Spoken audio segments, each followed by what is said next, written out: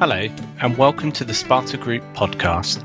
We aim to provide you with up-to-date interviews and debate with opinion leaders in the health, well-being, rehabilitation and mental health space, from our studio or from conferences.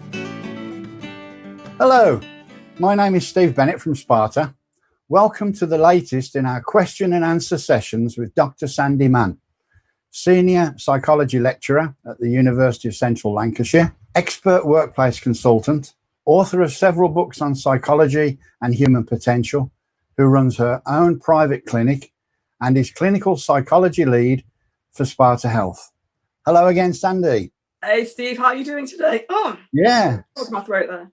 Yeah, pretty good, thank you. Enjoying the sunshine while it lasts.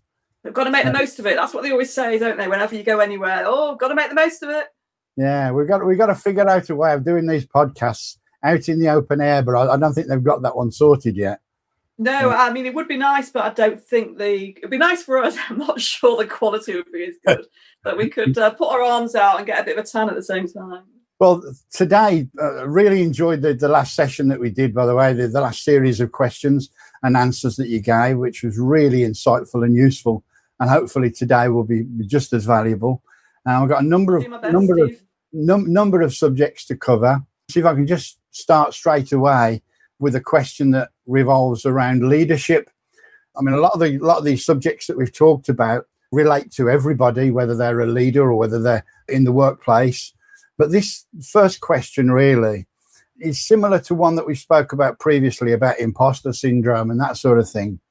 But traditionally, leaders have had to convey the impression that they've got all the answers and their people have come to expect this from them. In these unprecedented times of coronavirus and lockdown, etc., how do we as leaders of groups of people get the balance right between being honest about our uncertainty and our vulnerability and still retaining the confidence of our teams? Yeah, it's a really difficult one. And I think the key here is about authenticity. I think leaders can be forgiven for a lot of things, but if they're authentic, they can get away with a little bit more. I think it's okay to say, I don't know, but this is what we're going to do. So it's about making decisions, being a leader. That's what it's all about, being a leader. But at the same time saying, yeah, we don't know for sure, but this is what I've decided. This is what we think is the best way. And if we're wrong, we'll hold our hands up. I think that's all we can do. And again, it's that authenticity of saying, yeah, I'm not pretending I know all the answers, but I'm still giving you leadership and direction. I think certainly prior to COVID, with any of us with established businesses, we'd almost created a pattern. We created a model, if you like, for our business that we worked to. And the vision that we had for our business, we could portray that vision and we could make sure that everybody was aware of that vision and really come up with the answers to most questions. But I think this was something we talked about in a previous seminar, it's this uncertainty. It's actually conveying to the team that works for us that it's okay for their leader to be uncertain. It's that concern. Yeah. I wonder whether you've come across this, but what I'm coming across a lot with businesses at the moment, leading remotely, people being used to seeing the people that they're leading more in those water cooler moments and, be able to pop your head around the corner and seeing that somebody's working, and managing people who you can't see anymore and you don't know what they're doing and they could be in the garden and that might be okay for some leaders and might not be okay for others. So it's that level of management that's changed and that feeds into the uncertainty that you're talking about. It's not only uncertainty about the business and where we're going and what was going to happen because we just don't know. We can have all these plans, but we're not even certain about what our people are doing so much anymore. Or we don't feel as certain. And there's a lot of trust involved both ways. Managers and leaders have to trust their staff and their teams, and the teams have to trust their leaders. And I think there's a lot more of that trust and less of that kind of them and us that was perhaps there before. I think we really need to build on that mutual trust more in these times. I used to call it I have called it the command and control method of leadership, which is the old style method of leadership. Yeah. I liken it to very similar to the old style of selling. Do you remember the Arthur Daly with the sheepskin coat? yes, you do want this car, sir, don't you? Yeah. And the person walks away with buyer's remorse because he thinks, I didn't really want that, but I've ended up with a heap of metal that I didn't want. The old style of leadership was very much the command and control type of thing, where do as I say because I know best. I think what my view of leadership now is that we need to take a more partnership type role with our staff, where we need to get them to contribute more and listen to what they have to say, because it's quite possible that they may know part of an answer to a problem that we may have that we thought we knew, but we didn't really know. I mean, you've got all the other complications, because as well as what's going on internally within your own business, every other company that you're dealing with, every other organization that your business is dealing with is going through the same sort of fractures, the same sort of stresses, the same sort of challenges.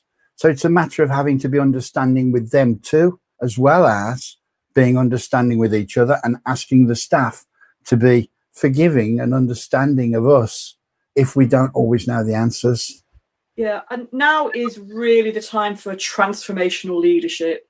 What you were describing was what we used to call transactional leadership, command and control. You come to work, you do a job, and in return you get paid.